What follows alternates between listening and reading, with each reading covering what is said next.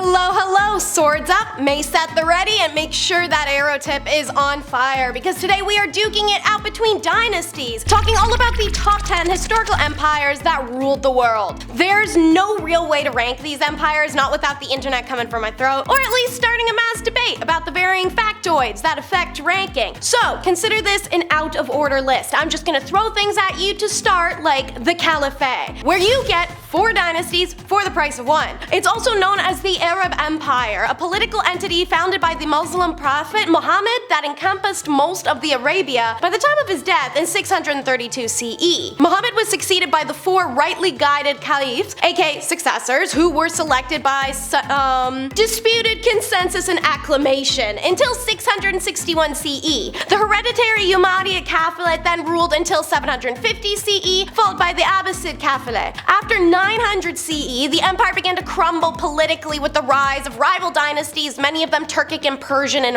origin, as well as rival caliphates in Spain and Egypt. Nonetheless, in its heyday, the Arab Empire was extraordinary. What had once been a loosely organized group of minority people on the fringes of civilization literally defeated the Byzantine Empire and overthrew the Sassanid Persian Empire. Both of those populations and resources dwarfed the Arabian deserts. In 100 years, the Arab Empire grew to be several times larger than the Roman Empire at its height, and because of its location, the Arab Empire, like the Persian Empire before it, connected other centers of the world civilization in Africa, Europe, Central Asia, India, and China. But as you probably know, their ultimate legacy is, of course, the religion of Islam. And since I mentioned these guys trashing them, let's do the first Persian Empire next. So, Persian Empire was founded by a dude named Cyrus the Great, also called the King of Kings, in around 550 BCE, and it was pivotal for being the empire that set the standard of what it means to be an empire. The Persian Empire also earns its brownie points since it existed at a unique time in history, when most of the populated world was concentrated in or near the Middle East. As a result, the Persian Empire ruled over a great percentage of the world's population than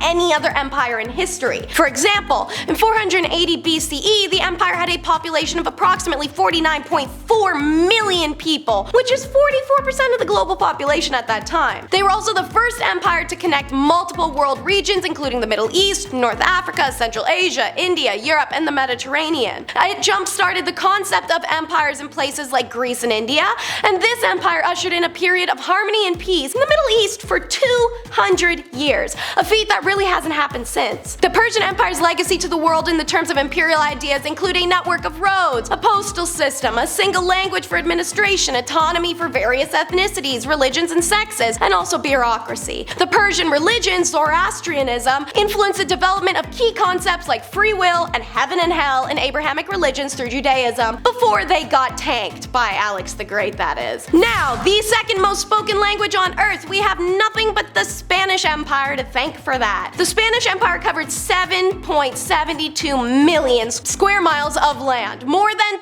13% of the Earth's landmass, and had 68.2 million people between 1740 and 1790, about 12% of the world's population. Spain's empire began in the days of Columbus and lasted in parts of Africa until the latter of the 20th century. In conjunction with the Portuguese Empire, it was the first empire to achieve global scaling, controlling vast portions of Americas, Africas, and various islands in Asia and Oceania, as well as territories in other parts of Europe. It does actually start with Columbus. He's the one who sets off to fulfill Spain's colonization goals, extract gold and silver from the Americas to stimulate the Spanish economy, and kill or convert all Native Americans. Columbus's colonization of the Atlantic islands inaugurated an era of aggressive Spanish expansion across the Atlantic. In North America, in order to extract those natural resources, European colonizers created labor systems like the communidria system to exploit indigenous labor. When we began to die from the colonial diseases like smallpox, the Spanish and Portuguese began capturing and sending Africans to the Americas as a labor force. With the Peace of Utrecht signed in 1713, Spain was then stripped of its territories in Italy and the Low Countries and lost most of its power finally, and became a second-rate nation in continual politics, clinging on to significant fragments of empire in Asia, America, and Oceania until the Spanish-American War of 1898, and in Africa until 1975. Okay, they've come up quite a bit now, so it's their turn, the outlasting Portuguese Empire. The Portuguese Empire, in conjunction with the Spanish Empire, was the first global empire in history, but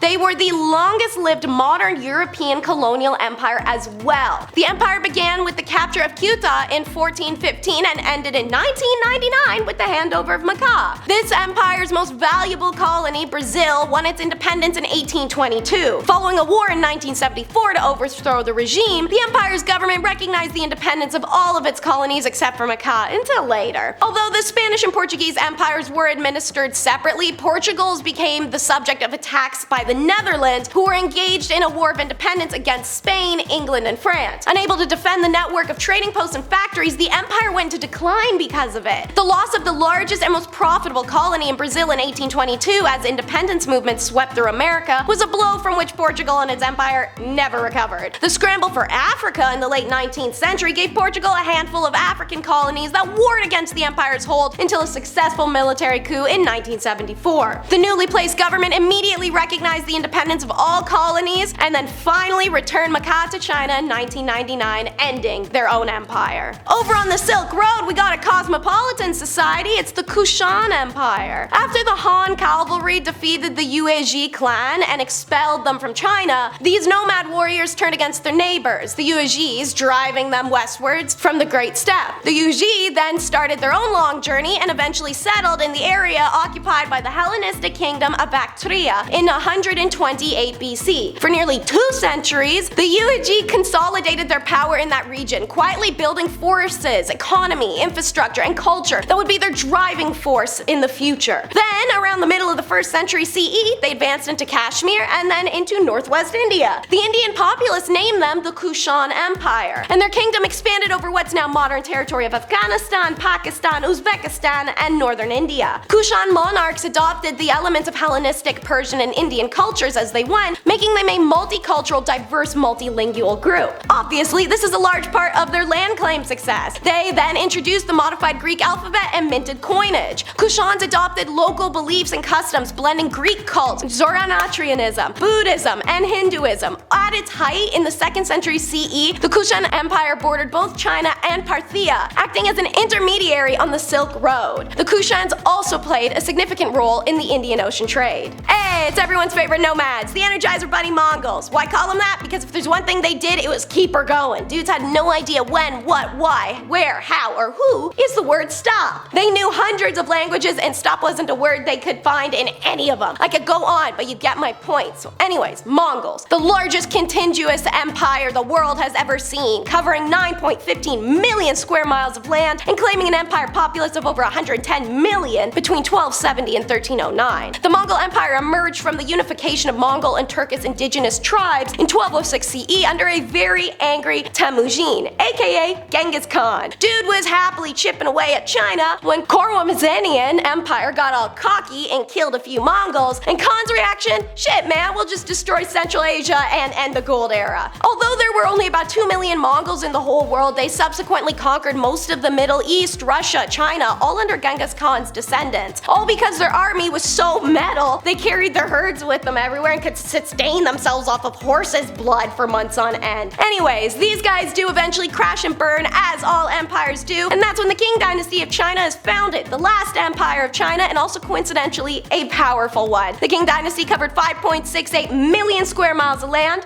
nearly 10% of the Earth's landmass, and had more than 432 million people in 1851. That's about 35% of the world's population. Who do they have to thank for that? The Mongols. It's a mystery to this day, but y'all know I love my cryptic history, so it's the Teotihuacan Empire. If you watch this channel, you'll be very familiar with this kingdom. The site of Teo itself is an ancient Maya city, but it's also not, because nobody knows who built the damn thing. Just when the Mayas found it, it was dilapidated, abandoned, and hundreds of years old. They were marveled by its structure, so they named it the City of the Gods, and decided baby girl needed a facelift, so they settled in, got to work, and produced a massive glorious kingdom from its ruins. Mesoamerican travelers and traders visiting Teotihuacan during the 4th century would have encountered a city like no others. There's 3 enormous pyramids over their main street, which is named the Avenue of the Dead. An orderly grid of roads extended from the avenue, and the city's 100,000 residents, far more than any of the largest Maya cities at the time, lived in comfortable, standardized apartment complexes, some of which featured running water. Economic inequality was next to none, and community functioned equitably. Merchants from far-flung places such as Oaxaca from the southeast and the Gulf Coast brought goods and foods to the Teotihuacan markets, and pilgrims flocked to the city for religious ceremonies. But they didn't leave. There's actually tons of archaeological evidence that foreigners settled here and set up ethnic enclaves where they were widely accepted. You didn't push any religion, and neither would they. Teotihuacan was under a great urban center, almost like Los Angeles or New York City. People from all over Mesoamerica were there. A land of Greek legends and tales, it's the Colchian Kingdom. So,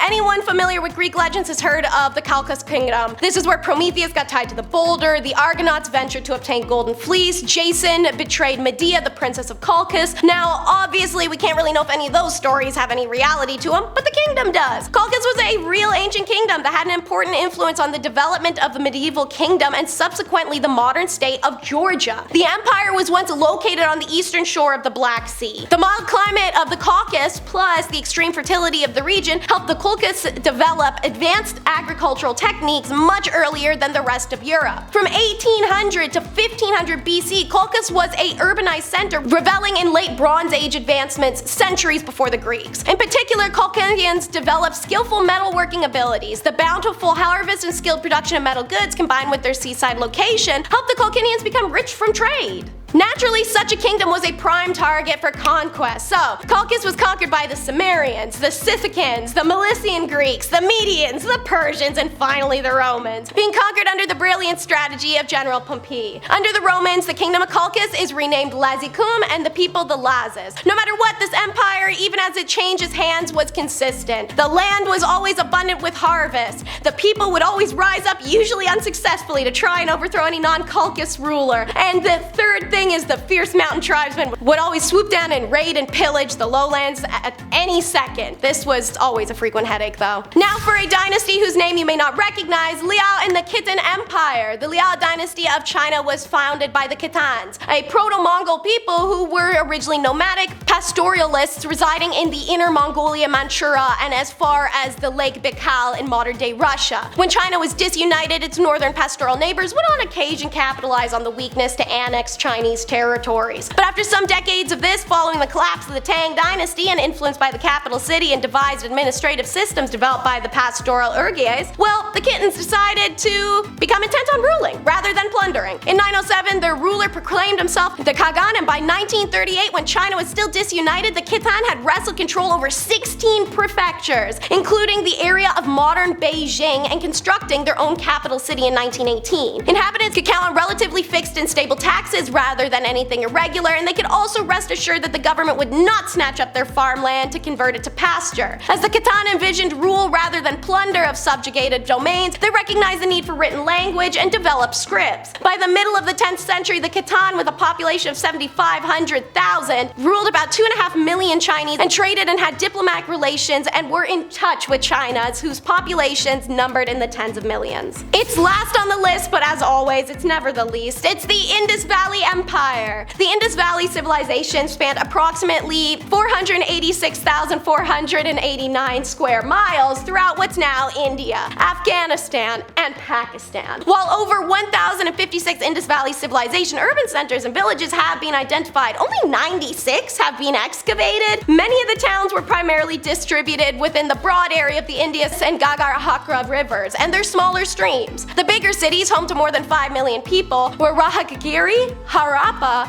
Ganwirirawa, Dholavira, and Mohenjo-daro. The earliest settlement in the Indus Valley, Mehrgarh, was established around 7000 BC and showcases the world's first ever designed cities, organized in grid patterns with streets traversing at right angles. These advancements in city planning were older than that of the hippopotamus of the Miletus era. Besides being really well designed, there's also a drainage system, so advanced they had completely separate channels lining the streets for wastewater and rainwater. Rainwater, by the way, ran to every house. That's right, running fresh water. The architectural design and masonry of the Indus people were so advanced that the residents of the city Harappa had 2- and 3-story residences. Thousands of Indus texts have been discovered mainly from the Harappa, but also in faraway places along the Persian Gulf and Mesopotamia. The only reason we don't know more about them is that all that writing's indecipherable. We don't even truly know why they collapsed either. Alrighty, thank you so much for tuning in. I hope you enjoyed. Be sure to like and subscribe if you want to see more from us, and until next time, what empire do you think you would have been best to live in? I'm going Indus Valley. I'm pretty attached to showering.